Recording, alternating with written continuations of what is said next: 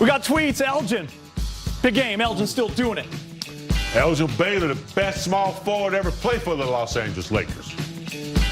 That's saying a lot. Smooth play. Buzzer beater for the win. Magic. Oh, my God. And put it in all caps, press. Caps magic. Love that. LBJ. Tough juice. He different. Clearly. You silly. He was silly with that shot. He's right. Checkmate. More to come on Act. And let's take a look at the brackets. Heat are up 2-1. Celtics got game 3. They are back in the series. And in the West, Nuggets try to steal one tonight. Roaring back in the second half, but AD ends it with a 3 at the buzzer. The Lakers now have 8 buzzer beaters in the playoffs. That is most all time by any franchise. Let's hear it from the man of the hour. AD is speaking with Mike in the media. Hey, Anthony, after you hit the shot, it looked like on the video that you mouthed Kobe. I'm not sure if that was actually the case, but wanted to ask you your feeling and just take us through that moment. I did. Obviously we wearing the jerseys. He's hit countless shots like that, to win games, regular season playoffs, finals. But it's a special moment for me, special moment for my teammates.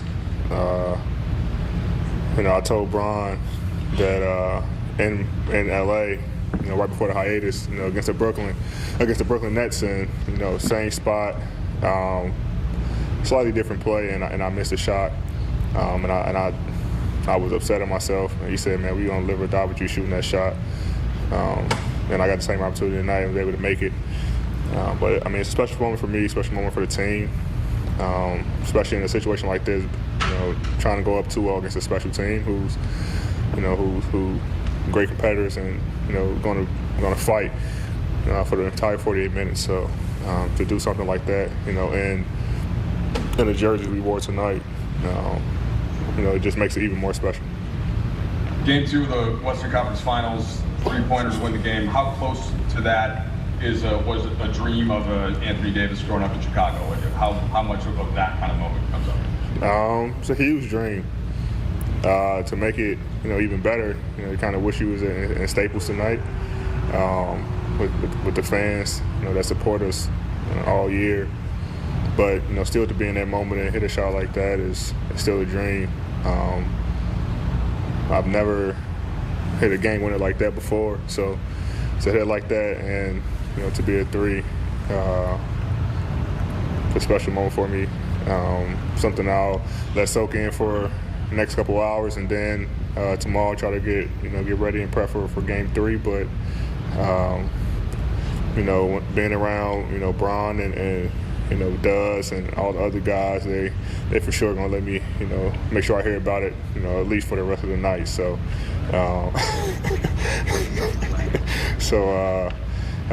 when you got teammates like this and the coaching staff who support you and want you to be great and want the best for you, moments like this are even better. Hey, AD, it's Dave. Great shot, man. Frank was mic'd up, and during the broadcast, you could hear him say something to you guys during a timeout, saying, "Hey, look at the jersey you guys are wearing on your chest." Yep. You hit the shot. You guys are undefeated in the jersey. If you miss it, you're not. Is there any extra mojo going on with the jerseys that you guys have been wearing in these playoffs, those Black Mamba ones? We just feel like we play a little different. Our swag is a little different. Every time we put on those jerseys, obviously, we're representing him. But especially in those jerseys, it's his jerseys, the ones he created. So anytime we put it on, we feel like we want to win. And Coach made sure that we knew that in that huddle. Said, look at the jerseys you have on. He would make big time plays, so it's time for us to make big time plays. I think it was like 6 minutes left in the game, and guys were able to do that. So just looking down at the jersey and Coach telling us is just a constant reminder of that. Kobe's with us, and we kind of have his spirit in those jerseys. Andy, I'm wondering what it felt like after you hit that shot, and then you turn around and you're running back towards your bench, and you see all your teammates running at you, and ran over Taylor, and like, was it all just a blur, or did you? What do you remember about that moment and what it felt like? I remember the play before. I got the floater, they come down. We knew it was going to Jokic, and I let him get to his strength, which is his right hand. He got a hook, score. They go up 1, and I was kind of upset because I'm a better defensive player than that. And granted, he made a great play. He made great plays. Throughout the course of the game. And Rondo told me, he said, it's all right. He scored on you. And, you go, get it back. So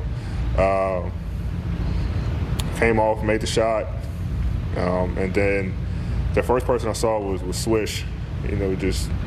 Just jumping around everywhere. And I just kind of ran towards the bench and knocked Taylor over. And I don't know. I mean, it's just a great moment. It's a great moment to be with the team. They're cheering for you, celebrating for you.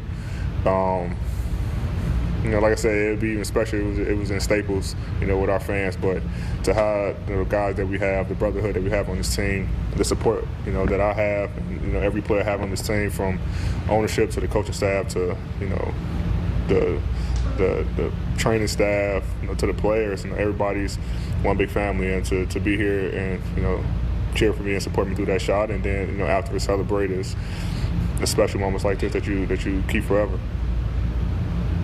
Hey, Anthony, Rajon called this the biggest shot of your career so far. For sure.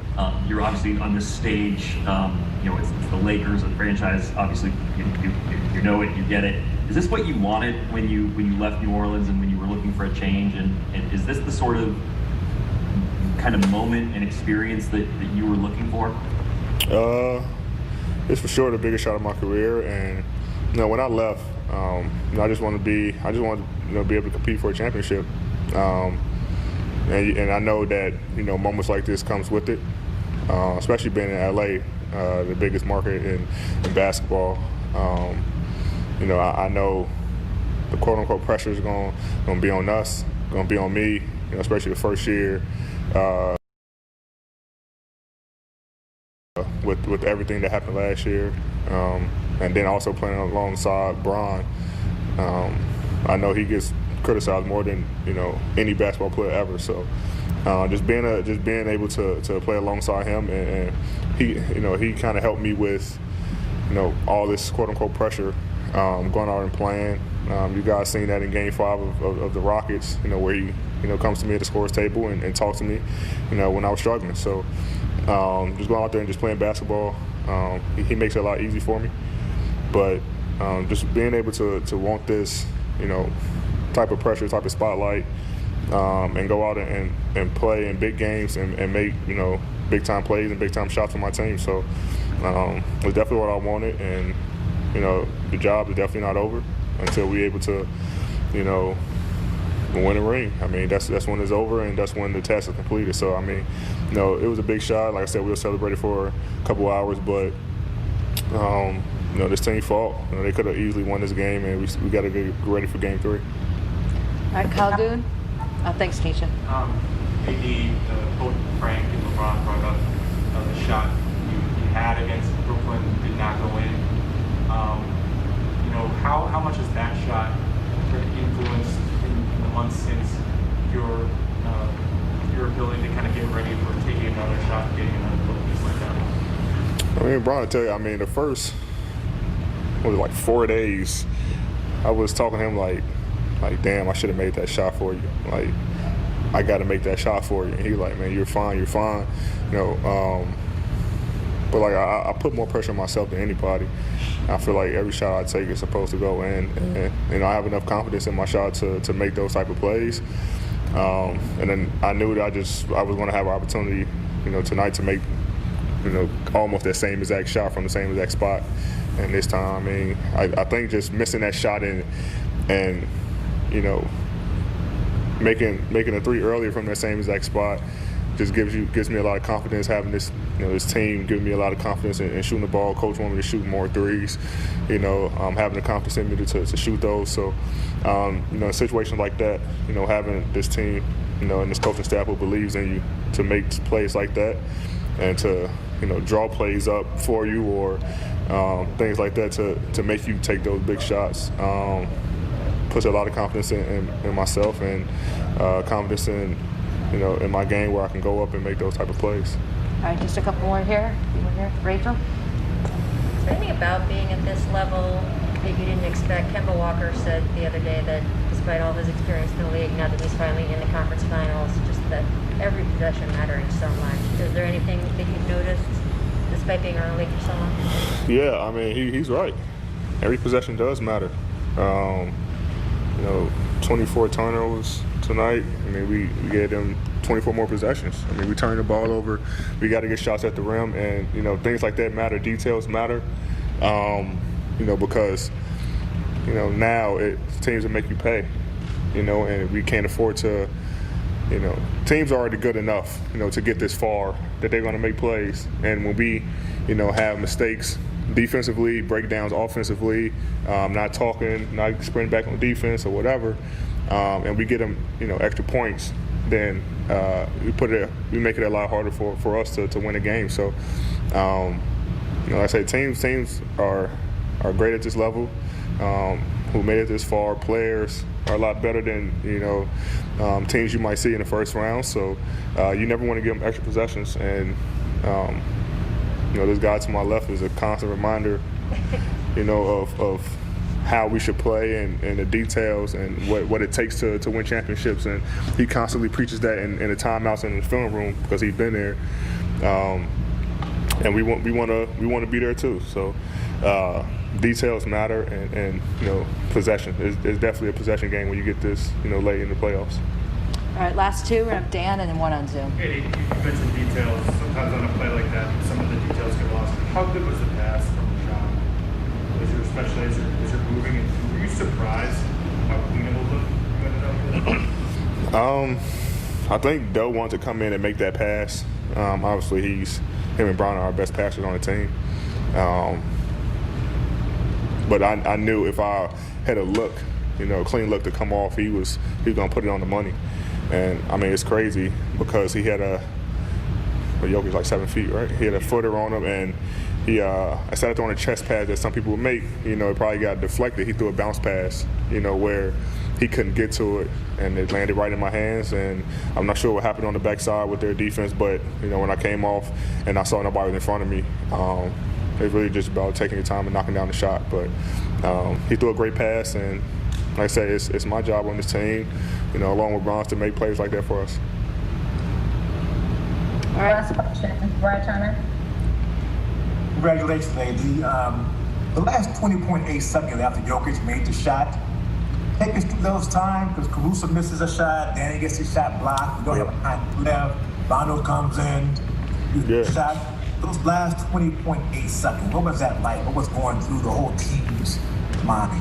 Yeah, I mean, we knew we had no timeouts. AC had a great look at the top of the key. Danny got the rebound. Dribbled out, tried to get a two-pointer. Murray blocked it, went out of bounds. We had 2.8 left or something like that. And we were running this play, for Bron, who hit multiple game winners in his career, to take us home. And I just saw how, they were playing it. Plumlee was kind of off of me, so I knew if I kind of flew around, with them kind of locked in on Bron, I was going to probably have a clean look. And I kind of just looked at Doe, and we made eye contact, and he made a great pass, and ended up making a shot. But it was like a crazy possession. I mean, we had a couple good looks. Most people will give up on plays. It was a huge offensive rebound for Danny to get us that possession. So credit goes to him as well for battling inside. We came out victorious. So everybody played great tonight with the team effort, and like I said, we got to get ready for Game 3. Thanks, AD. With AD, he mentioned that you guys kind of just made eye contact on that last play, and obviously that helped facilitate an open look. I think I made eye contact with every player on my team that play. My first look was Kenny backdoor, that wasn't there. Danny backdoor wasn't there. Brian and I looked eye to eye, but he didn't move, and then I saw already coming on the outside, and try to get it to him on time, on target. I had Joker on me, so obviously I couldn't throw a live pass, and he did the rest. Rachel, when you played with Anthony in New Orleans, how much, even back then, was he wanting to get into games at this level? How have you watched him grow into probably the biggest shot of his life? It was the biggest shot of his life so far. Watching him grow, obviously I played with him a couple years back, and to where he's come now, he's always been a dominant force for any opponent he's going to play against, but see him grow and hit a shot in this type of environment, Western Conference Final doesn't really get any bigger than this. And I'm extremely happy for him as a teammate, as a friend, and I love watching him grow. When you know someone is such a high skill level player but just hasn't been at that level of competition yet, is it just as a guy who has been there, do you want it for them even more? Absolutely. And then, to have him on my side, I definitely feel comfortable. Like I said, when they went up 1, there was never a doubt. AD had to go in the second half, and he was scoring from inside out. And unfortunately, like I said, he hit the 3 at the end, but he's arguably the best scorer in our game. 7 feet tall, he can take bigs off the dribble, he can post smalls. He's a foul magnet, shooting 99% from the line. So he's definitely a great option to have. And also, LeBron, 1A, 1B, it doesn't matter. You have guys on the floor, they're going to draw a foul, get a lot of them looking. All right, yeah. Alex is very vocal, especially about defense on the court. He gave you guys how has he grown over the course of the year, and how comfortable is he speaking up and talking about coverages and stuff like that? He's grown, but to me, Alex is, when I used to play each other when he was in the South Bay, he was always a high IQ guy for me, and I picked it up right away. His defense on the ball, his presence, his communication was always a standout for me. And that's what he takes pride in, So his growth, his confidence, coming into these type of environments, playing against Dame, CJ from Westbrook to Harden, he's definitely taking a challenge. He's never backed down from anybody as I've ever seen him play, and love playing with him. He's a great guy to have on the floor. He's a great teammate. He's always vocal, and like I said, he knows what he's talking about. That poise and Brez mentioning kind of the face that Rondo had in the game winner, you actually need that on your team. Never too high, never too low. Expectations, a guy who's been there before, a winner, a champion. But what he's been able to do with this second unit, the playmaking ability, organizing, playing with AD. We said it in the pregame show. There's a reason why AD loves Rondo. They have a connection. It goes way back. Yeah, no doubt. And let's look at Rondo's kind of timeline, all right? He gets to the bubble with the rest of the team, excited for things to start up again. What happens? Breaks his thumb. He's out 5 weeks. Recovers from the thumb finally. What happens? Hurts his back. He's out another week or so. Finally, we're seeing what Rondo loves to do. That's show up in the playoffs. I mean, it's amazing. In 4 of the last 6 games, he's had 9 assists. This is not a starting point guard. That's a starting point guard number right there. I mean, he keeps it in the magic 9. As soon as you said 9 right now, Geet, I'm like, yeah, that sounds familiar. Look it up real quick. Yep. That seems to be his thing, getting those 9 assists, getting not just the second unit energized, obviously the first unit, and AKA a game-winning bucket tonight. Yeah, no disrespect to the other players, Caruso, guys who handle the ball, with the exception of LeBron. But without Rondo, there are moments in that game where it's getting a little bit out of control. Yep. Denver's coming back, and you need a point guard like Rondo to kind of depress, take a good deep breath, and get things back in order. And that's what he does. He doesn't allow teams to get all, sporadic all over the place. Calm down. Let's get a good shot. And that's what you need. Otherwise, those comebacks can turn into leads for the opponents. That's what he brings. You bring a coach on the floor where you don't necessarily need a timeout all the time. You got Rondo out there, say, okay, let's see what we got. Well, let me drive in here. Lob to Dwight. Little things like that make a big difference when you have a calming person on the floor like that. Remember, he was a free agent, last year. Yeah. The Lakers brought him back on a 2-year deal. I believe he's got a player option for next season. I think he'll exercise it and stick around because, the Lakers want that to happen. They love what he does on and off the court. You're smiling, Karan. I'm saying, yeah, he's going to exercise that because he knows his value. Oh, yeah, he's very valuable right now. Yeah, no Check, doubt. please. Let's go back to the bubble. LeBron James is now speaking with the media. Hey, LeBron. Last time you were in the playoffs, you made a couple game winners, and it seemed to be something that has become such a big part of your kind of skill set and persona on the court these days. So What's it like to see a teammate that clearly you have great chemistry with, that you wanted to have be in LA with you, be the guy to make that shot and win the game for you guys? Did you see my reaction? That's all smile. Nah, did you see my reaction after you made it? I didn't get to see it. You didn't get to see it? I watched on TV. Oh, well, I tried to chase him down just like every last one of the teammates and staff that we had out there. A special moment for a special player. Happy to be a part of it. What does it take to take on the pressure to make to first of all want a shot like that, to take it, to make it, and what do you think the fact that he was able to have that kind of moment would do for his confidence going forward in situations like this? Well, it's not about making a shot. It's about having a belief of just taking it for one and living with the result. You know, I think right back, you know, to our game right before COVID hit. We played Brooklyn at home, and he had a similar shot right there on that left wing, right in front of their bench for us to win the game, and he missed it. And he was down on himself, but at the end of the day, I told him, I said, listen, man, if you open, and I was able to drive that particular game and find him wide open, and he just missed it. But it's just the confidence to take the shot. You're not going to make them all, but the belief to just take it and live with the results is what it's all about. And you know, tonight was, you know, his moment. Tonight was his moment to just, you know, find a space, you know, hunt the ball down. You know, in our top 10 in assists, one of our top 10 in assists leaders in Rondo was able to find him, and he knocked it down. It was a big time play. Allie? Calgoon?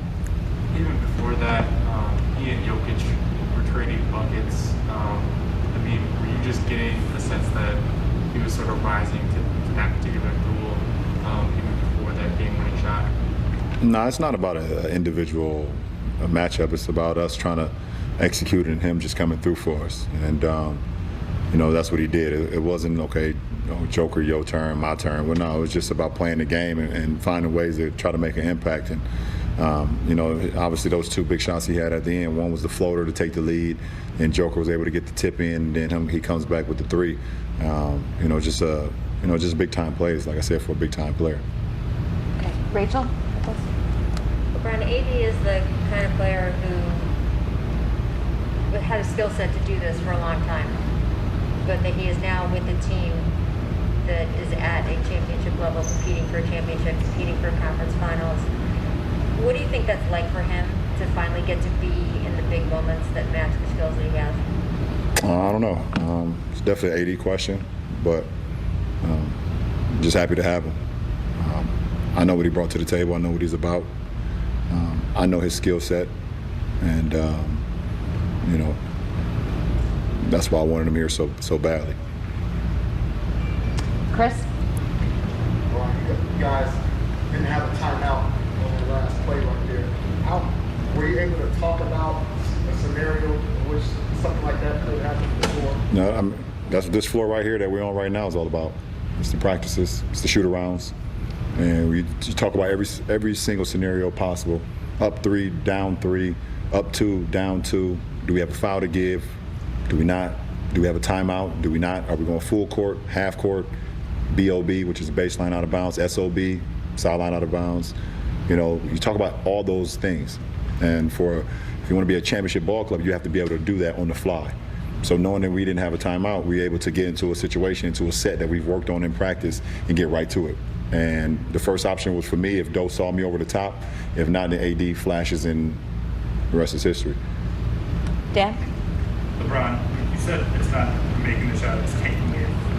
Caruso stepped into a shot similarly, took it right away. He's been really vocal in huddles and stuff like that. Where does he kind of fit on your leadership hierarchy on this team? How valuable is that part of his confidence to speak up and step in and take a shot? When you're trying to play high-level basketball, you got to have high-level IQ players, and he's one of them. And not only does he have high-level IQ, he also plays with a high energy. And we know we're going to get out of him every night. It's not about him making shots, but we know he's going to defend, and he's going to play at a level that he's capable of playing at, and we all know that once he checks into the game every single night. So we know what to expect out of him, and to be honest, when he makes shots, it's extra credit for us. But he puts that work in on his offensive skill set to get better and better, and we love everything about him. Willing leader, too, it seems like. Absolutely. Absolutely. All right, we'll throw it back to Tanisha. Mike Trudell. Hey, LeBron, Mike Trudell in LA. If I could jump off the court for a second, if I read the sweatshirt correctly, it said change isn't made from watching on the sidelines. You're more than a vote sweatshirt that you wore on the way in. I just wanted to ask you about that, and where your mindset is as this run continues, and where your mind is outside of the court. For sure. I mean, I know we're here playing the game, but I'm not losing the fact of what's important as well. And more than the vote is about protecting black voters and voter suppression that goes on in our communities. And like you said, it's not changes are made by sitting on the sidelines, and that's one of our slogans, and we're very proud of that. And getting the people that want to join us, getting them gear and wearing the T-shirts and wearing the hats and wearing the hoodies, because when they go in their community, it's something they can continue to continue to educate, continue to make people empower about this movement. And because we always talk about change in our communities, and now we have an opportunity. We have an opportunity to really create change for the better, and we look forward to this opportunity. And if I could flip back to the court, going back to 2009, remember the bank shot, of course, but the shot against Orlando. What was it like that night going to sleep? And I know this is a question for AD too, but what is that to hit a shot that you kind of dream of growing up, right? Isn't that kind of what that situation? I mean, to be completely honest, man, it was probably one of the greatest moments of my career up until that point. Just knowing the situation, we were about to go down 0-2. And we had home court advantage, and we knew how powerful that Orlando team was. Playing against actually my teammate right now in Dwight. So, for me to be able to hit that shot, it was a huge moment for me. And I'm still a young kid at the time, so big time. The one thing I wish AD had tonight with the shot that he made, I wish we were playing at Staples. I wish we miss our fans so much, and I can only imagine. I probably would have blew the roof off Staples Center, AD hitting that shot tonight in Staples with our crowd. I would have loved for him to have that moment, because I know what that felt like for me when I was able to hit that shot, as you mentioned, versus Orlando in the Eastern Conference Finals, Game 2 at the buzzer. Last few questions. LeBron, AD has talked about just how much he's leaned on you throughout the playoffs. And obviously he's played outstanding in the Western Conference Finals. I'm curious, what's the biggest thing that you've tried to instill in him during this time? I think just staying even keel. That's what it's all about. The playoffs and the postseason, and the more you advance into the postseason, the emotions and the adversity, and it's going to be a roller coaster at times. And if you could just, no matter if you're up, no matter if you're down, being able to keep your composure and keep your mindset on the main thing is very important. This is the furthest he's gotten in his career up until this point, and I'm just happy to be here with him to, give any advice for him to lean on me, or, to be completely honest, I leaned on him, and he brought us home, so I just try to set the example early on, and we leaned on him, especially in the fourth quarter, and he brought us home. LeBron, Anthony came to LA asking for this pressure and asking for this kind of burden to be a great player in the playoffs. This is obviously a process that you've gone through. What is the challenge for an athlete, both to ask for that, to seek that out, but then also to perform when that moment comes? I don't know. I think for me personally, it's always been about the man in the arena. The quote from Theodore Roosevelt. It's about the guy that's in the arena, that's gone through everything, the blood, the sweat, the tears, and in our situation, the competition, but it's about the work that you put in and the belief in yourself. It's not about the doubters or the naysayers or the people who's going to talk about you and try to slander you and put you down and bring you down every single day. It's not about them, because they've never been in the arena. They don't understand. So, AD, he know how special he is. And when he don't, I'll be the first one to tell him how special he is. And, you know, he wanted to be here. I'm happy he wanted to be here, you know, because if he didn't, we wouldn't have a moment like tonight. So that's what it's all about. But, you know, you put that pressure on yourself when you don't really care about what other people think.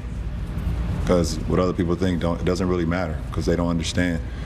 Anybody can talk from outside, but if they got into the ring or they got into the arena, probably 10 times out of 10 they shit the pants. We got well Enrico. said. Well said. We got Enrique Rodriguez, and he's wearing a big game jersey. He's got his trophies in the background. And he's Enrico. AD is on the way. AD is on the way. Look at him. He's ready. Feisty. How'd I lose my voice in a post-game show? Enrico. You hyped. Like Enrique. Stay that way. Excited.